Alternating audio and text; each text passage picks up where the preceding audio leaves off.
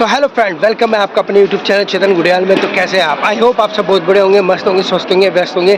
ऐसे ही स्वस्थ रहे, मस्त रहे, व्यस्त रहे और मेरे ब्लॉग्स देखते रहे। तो हो चुके एक नए दिन की शुरुआत, एक नए ब्लॉग की शुरुआत। तो आज के ब्लॉग भी मैं कहाँ से शुरू कर रहा हूँ? रास्ते से शुरू कर रहा हूँ, रेलवे स्टेशन से नहीं। आज मैं कर रहा हूँ रास्ते से स्टार्ट। रास्ते में इसलिए स्टार्ट कर रहा हूँ क्योंकि कुछ ना कुछ नया करते रहना चाहिए ना, ताकि आपको अच्छा भी लगे देखने में मेरा ब्लॉग और इंटरेस्टिंग लगे, मज़ा भी आए आप लोगों को देखने में। इसलिए मैं अभी रास्ते में हूँ, जॉब पे जा रहा हूँ। आपको तो पता ही है मैं जॉब करता हूँ। जो नए लोग आए उनको भी बता दूँ, मैं जॉब भी करता हूँ और साथ साथ में ब्लॉगिंग भी करता हूँ। तो चलिए चलते हैं अभी जॉब पे। बट उससे पहले मैं रेलवे स्टेशन जाऊँगा, फिर उसके बाद आपको मिलते हैं, है ना। चलो चलते हैं, फिर इवनिंग में मिलते हैं आपको। तो दोस्तों आ चुका हूँ मैं घर जॉब से, और जॉब से आने के बाद मैंने चाय पी, जैसा कि मैं करता हूँ अपने जो मेरा दिनचर्या है वो तो मैंने आपको दिखाई पहले भी। तो चलिए आज व्लॉग में फिर से शुभारंभ करते हैं, क्योंकि सुबह आपने देखा था मैं रेलवे स्टेशन में आपको मिला था, आप सीधे अब घर पे मिल रहा हूँ। तो चलिए मैं आपको दिखाता हूँ कि आज क्या दिखाऊं मैं आपको, कि आज मेरे पापा पेंटिंग बना रहे देखिए। और आपको बताया था मैंने पहले भी ब्लॉग में, शायद आप लोग भूल गए होंगे, तो दोबारा से आपको बता देता हूँ कि मेरे पापा चित्रकार है, पेंटर है, तो बहुत अच्छी पेंटिंग्स बनाते हैं। तो अभी भी बैठे हुए पेंटिंग बना रहे हैं। और चलो आपको दिखाते हैं और भी पेंटिंग्स उनकी, कौन कौन सी पेंटिंग्स बनाई है। तो देखिए दोस्तों, यहाँ पर ये पेंटिंग तैयार हो रही है, और कल भी पापा ने बनाई थी एक दो पेंटिंगें। अभी कोई नई पेंटिंग तैयार हो रही है। अभी आपको थोड़ी देर में और भी पेंटिंग्स दिखाता हूँ पापा की। कल आप ये देखिए। Hold me close till I get up. Time is barely on our side. I don't wanna waste what's left.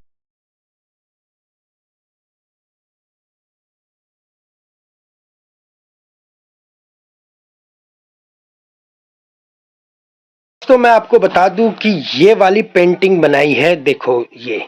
तो अब बताना मुझे कमेंट करके कि सेम लग रही है कि नहीं लग रही। ओके फ्रेंड, मुझे बताना जरूर जरूर से कैप्टन।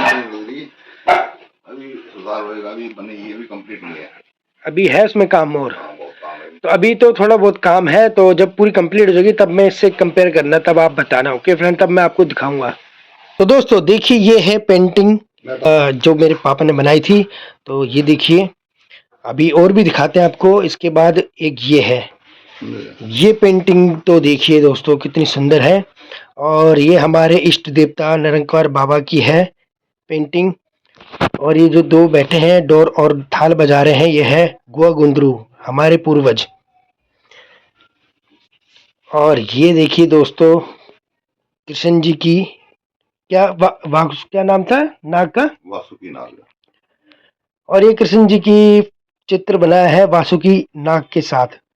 तो इसकी कुछ एक स्टोरी है, तो देखिए मैं बताता हूँ। मैं क्या बताऊँ, मतलब पापा बताएंगे आपको। तो क्या है इसकी स्टोरी, जो चित्र आपने बनाया है?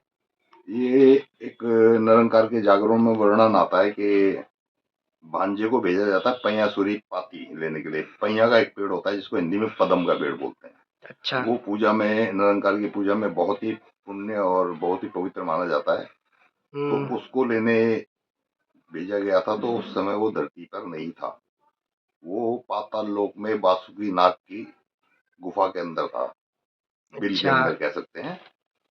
तो वहां कृष्ण भगवान गए थे, और उस समय पर वासुकी नाग नींद में था, और उसकी पत्नी, पत्नी का नाम मुझे नहीं मालूम, लेकिन वो 9 कुंड चंदन के घिसके रखती थी। रोज 9 कुंड वासुकी नाग के सर पे लगाती थी, जिससे वो शांत रहता था। अच्छा। और वासुकी नाग के सर पे था पदम का पेड़, और वो डाली एक टहनी चाहिए थी पूजा के लिए, वो लेने गए थे वो। तो अपनी युक्ति से कृष्ण भगवान ने वो उनको मौसी बोल दिया, नागिन को। चीज लगती है फिर ऐसे में। नागिन को दया आ गई कि छोटा बच्चा मुझे मौसी बोल रहा, तो ममता आ गई उनको। और उन्होंने समझाया कि ये वासुकी नाग बहुत ही विशाल और बहुत ही खतरनाक है, बच्चे तू जा, तेरे बस की नहीं है। तो कृष्ण भगवान ने बोला नहीं, मैं लेके जाऊंगा। और फिर कुछ युद्ध हुआ उनका आपस में, और वो उस पदम पेड़ की एक टहनी को लेकर के पूजा के लिए आए। तो वो पता नहीं कितने वर्षों, सदियों पुरानी कहानी है। और आज भी निरंकार के जागरों में ये पूजा जाता है। पदम का पेड़ सवेरे के टाइम पे होता है, सवेरे सवेरे 4-5 बजे करीब जब सूरज उगने वाला होता है, उस समय पे ये पूजा होती थी। उस विषय पे मैंने ये चित्र बनाया था। और ये देखिए दोस्तों, एक चित्र ये भी है, गांव का एक दृश्य, भेड़ बकरी चराते हुए। ये शाम का समय है, शाम का समय है, घास लेके वापस जाते हुए और अपनी भेड़ बकरियां पशुओं को वापस गांव ले जाते हैं, वापस गांव ले जाते हुए। सांझ का समय। ओके। और एक ये भी है, और ये चित्र है कि गढ़वाल में ग्रामीण लोग शाम के समय फसल काटने के बाद गीत लगाते हैं, गाने लगाते हैं, जो अपने पारंपरिक गीत होते हैं। और इसमें मैंने दिखाया है कि महिलाएं गीत लगा रही हैं और श्री कृष्ण हुड़का बजा रहे हैं। और शायद कभी आपने चित्र में कृष्ण भगवान के हाथ में हुड़का नहीं देखा होगा, हमेशा बांसुरी देखी होगी। तो ये थोड़ा मैंने अपनी क्रिएटिविटी दिखाई है। तो ये कुछ नई क्रिएटिविटी थी दोस्तों। और ये चित्र है एक नई युवती को अपने होने वाले दूल्हे ओके, चांद को अपना दूल्हे के रूप में मानती है, तो चांद प्रकट हुआ है उसके सामने, अच्छा, है ना। और जब वो सवेरे उठती है तो सूर्य प्रकट हुआ। सूर्य को अपने पति के रूप में मानती है, तो सूर्य देव प्रकट हो गए। अच्छा, ठीक है। और ये चित्र अभी अधूरा है, अभी कंप्लीट नहीं हुआ। हाँ। तो जब बासुकी नाग से युद्ध हुआ था, तो भगवान श्री कृष्ण को जब उसने लपेटे में लिया था, तो उनको बचाने के लिए गरुड़ आए थे। अच्छा, तो वो दृश्य मैंने दिखाया। ये भी निरंकार के जागरों का वर्णन है। वर्णन है। कंप्लीट नहीं है तो कंप्लीट करूंगा। एक ग्रामीण परिवेश में है। और ये ग्रामीण परिवेश का कुछ चित्र है। ये देखिए, हमारे उत्तराखंड के कुछ दृश्य इसमें आपको देखने को मिलेंगे। और अभी देखते हैं नेक्स्ट। और ये हमारे उत्तराखंड का मेन वाद्य यंत्र है, जो हर शादी में और पूजा पाठ में यूज किया जाता है। इसको कहते हैं ढोल तमाओ। ढोल।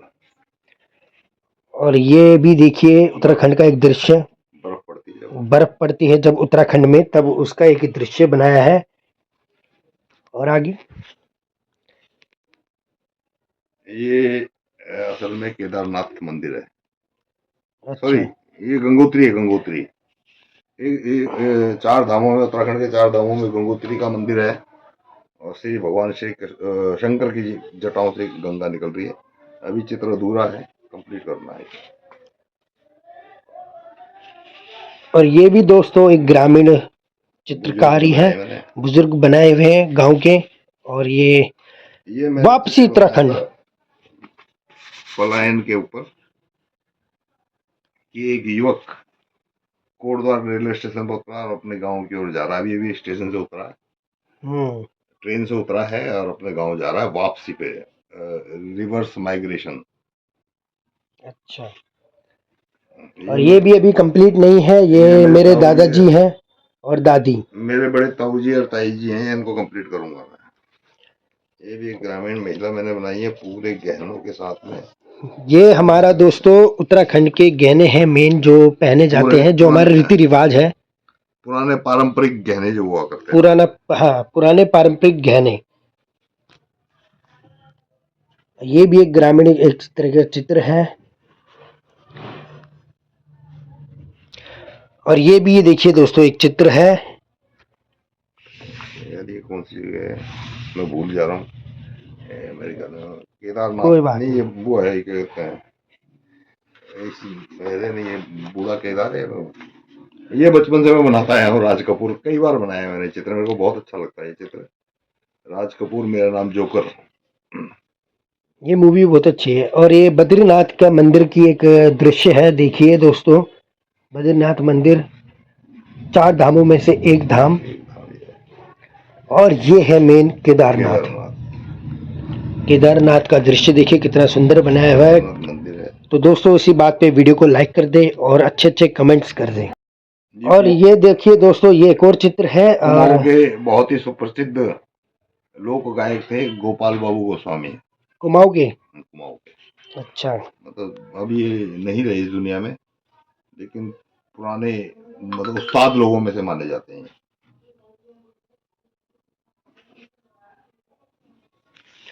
और ये चित्र, ये यमुनोत्री, ये भी दोस्तों यमुनोत्री है और उत्तराखंड के 4 धामों में से एक और यमुनोत्री। और ये भी दोस्तों एक दृश्य है उत्तराखंड का। और ये कौन बिष्ट, नाम क्या नाम था इनका? अजय सिंह बिष्ट हैं। अजय सिंह बिष्ट जी हैं ये। और उनका एक चित्र बनाया था, पापा के बहुत अच्छे मित्र हैं। और ये है तुंगनाथ, ये तुंगनाथ, प्राचीन मंदिरों में से है शिव जी के। प्राचीन मंदिरों में से एक है ये शिव जी का तुंगनाथ मंदिर या बूढ़ा केदार है। 2 चित्र मैंने बना रखे हैं। मैं भी अच्छा। कंफ्यूज हो रहा हूँ, मेरे को याद नहीं आ रहा। ये तो ये है ना चित्र, ये रहा। ये अब ये तुंगनाथ और बूढ़ा केदार हैं। और दोनों चित्रों में से कौन सा तुंगनाथ है, कौन सा बूढ़ा केदार है, ये दर्शकों को कमेंट करके बताना है। ओके दोस्तों। और ये है दोस्तों, देखिए हुक्का पीते हुए उत्तराखंड के एक दृश्य। ये चित्र है निरंकार के जागरण से संबंधित है ये चित्र भी। और इस चित्र में जो है ये दिखाया गया है कि मिट्टी आंगन लीपने के लिए पवित्र मिट्टी लानी थी। अच्छा। तो वो कुंवारी कन्या के हाथ से लानी थी, जो कि बहुत दूर था, पहाड़ों, नदियों और मैदानों से होते हुए जाना था। तो गर्भवती लड़की गई थी और वहां उसकी बेटी पैदा हुई। तो उस बच्ची के द्वारा वो पवित्र मिट्टी लाई गई पूजा के लिए। निरंकार के जागरों में ये वर्णन होता है। अच्छा। ये वर्णन होता है, ठीक है। और ये है निरंकार की जागरों में ये भी एक वर्णन होता है पृथ्वी की उत्पत्ति से। तो उसमें क्या वर्णन होता है कि गरुड़ और गरुड़ी ने एक अंडा दिया। अब अंडे को रखने के लिए कहीं जगह नहीं थी, तो गरुड़ ने कहा कि मेरे पंख में रख दे। तो पंख से वो गिर गया, तो उसके 3 टुकड़े हुए। एक टुकड़े से आकाश बना, एक अंडे के टुकड़े से पृथ्वी बनी और पीली गरी से सूर्य बना। इस तरह का निरंकार के जागरों में पृथ्वी की उत्पत्ति का वर्णन है। तो उसके विषय में मैंने एक चित्र बनाया हुआ है। तो दोस्तों आपने देखे ये चित्र जो मेरे पापा ने बनाए थे। बहुत बढ़िया बढ़िया चित्र बनाए हैं आपने। तो कमेंट करके बताना आपको कैसे लगे। आपने चित्र भी देखे और उन चित्रों के जो विवरण पूरे विस्तार से आपको पापा ने बताए वो सब आपने देखा। तो बताना मुझे कमेंट करके दोस्तों, तो कैसा लगा आपको। अच्छा लगा है तो जल्दी से लाइक कर दे वीडियो को और अच्छे अच्छे कमेंट भी कर दीजिए। और कमेंट में मुझे ज़रूर बताना, जो आपसे मैंने पूछा था, पापा ने भी पूछा था कि ये 2 आपको चित्र दिखाए थे, तो कौन सा मंदिर तुंगनाथ है और कौन सा बूढ़ा केदार, और कौन सा बूढ़ा केदार मंदिर है, वो आप बताना जरूर कमेंट करके दोस्तों। क्योंकि पापा ने बना तो दिया चित्र, बट उसमें अभी भी कंफ्यूजन है। भूल गया ना? भूल गए, कंफ्यूजन तो नहीं है पर भूल गए। तो आप बताना जरूर कमेंट करके, तो हम फिर हमें भी याद हो जाएगा फिर उस जरिए।